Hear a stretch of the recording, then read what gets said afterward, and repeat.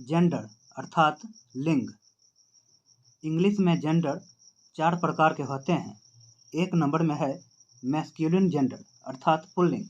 2 number में है feminine gender अर्थात स्त्रीलिंग। 3 नंबर में है कॉमन जेंडर अर्थात उभयलिंग।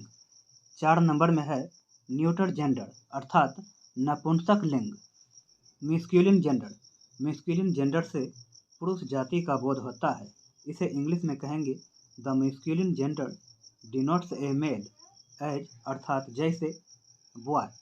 तो बॉय कहने से दुनिया में जितने भी बॉय है तो सभी बॉय जाति का बोध होता है, तो बॉय हो जाएगा मैस्कुलिन जेंडर। उसी प्रकार से डॉग, तो दुनिया में जितने भी डॉग है तो सारे डॉग जाति का बोध हो जाता है, तो डॉग हो जाएगा मैस्कुलिन जेंडर। उसी प्रकार से man, father, brother, uncle, king etc ये सारे मैस्कुलिन जेंडर है। कॉमन जेंडर से यह बोध होता है कि नाउन या तो पुरुष जाति का है या स्त्री जाति का।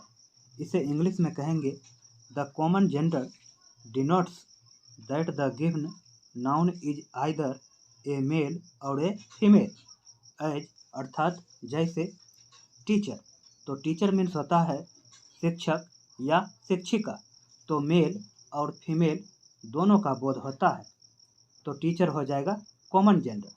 उसी प्रकार से है student, thief, singer, writer, baby, child, parent, person, guest. Neuter gender से यह बोध होता है कि नाउन न तो पुरुष जाति का है न स्त्री जाति का।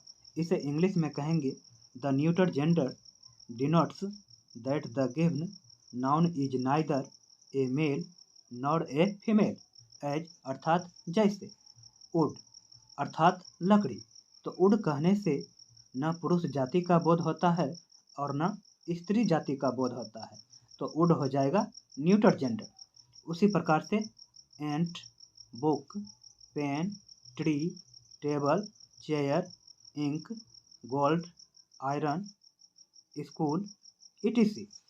नोट 1 निर्जीव पदार्थों, कीड़ों मकोड़ों और छोटे छोटे जानवरों जैसे wood, ant, book, pen, tree, table, chair, ink, gold, iron, school etc को न्यूटर जेंडर की श्रेणी में रखा गया है।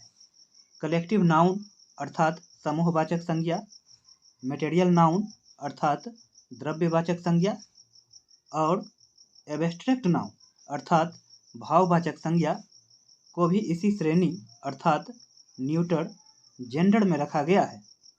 नोट 2 हिंदी और अंग्रेजी भाषा में जेंडर अर्थात लिंग के भेद तथा व्याख्या में अंतर है। हिंदी में 2 ही लिंग हैं, स्त्रीलिंग और पुल्लिंग। हिंदी भाषा में निर्जीव पदार्थ या तो पुल्लिंग हैं या स्त्रीलिंग, वहीं अंग्रेजी में उन्हें न्यूटर जेंडर में रखा गया है। कलम हिंदी भाषा में स्त्रीलिंग है, परंतु अंग्रेजी भाषा में पेन न्यूटर जेंडर में है। अतः दोनों भाषाओं के इस अंतर को बराबर ध्यान में रखें।